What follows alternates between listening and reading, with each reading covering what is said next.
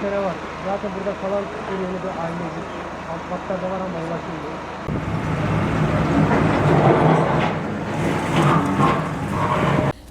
Evim yıkıldı, bir şeyim kalmadı. Kocam çobandı. Bir aylıkla geçiniyorduk. Çocuklarım okuyordu. Kızım yurtta kalıyordu. Kızım yurtta kaldığı için yaralanmadı. Kızımı sağ salim kurtardım şükür. Ama biz üçümüz yaralıyız. Kocam Ankara'nın hastanesinde, oğlum da Kayseri'ye gönderdik. O da orada hastanede. Ama şükür onu bugün çıkartmışlar, elinde yaralıydı. Ama bana bir yardım. Ne olursunuz, bir şeyim kalmadı. Cenazeye bunları teslim etmeye gelecek abla. Şuraya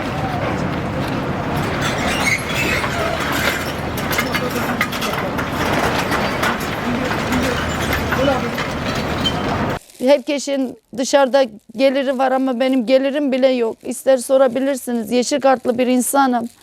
Kaynıma sığındım. Evim yoktu. Jandarma bana zorla bir çadır verdi. Ne yaparsanız yapın. Yardımseverler. Durum iyi olanlar. Eşimin işte ayağı kesilme durumu vardı. Şimdi 3. ameliyatını yapacaklar. Nasıl olursa. Oğlumun da elleri sakat kalmasın diye yapmışlar. Bilmiyorum abicim. Köyde şu an yalnızım. Kaynıma sığındım tek. Hiçbir şey bilmiyorum. Herkese diyorum yardım edin. Evim yok. Yıkıldı, yerine bir oldu. Hiçbir şeyim. Evim kalsaydı. Yerim yok. Ya, çadırım içindeyim tek. Sobamı da dün aldım. Bugün kuracağım işte. Teneke bir soba. Bilmiyorum. Ne diyeyim şimdi size ben.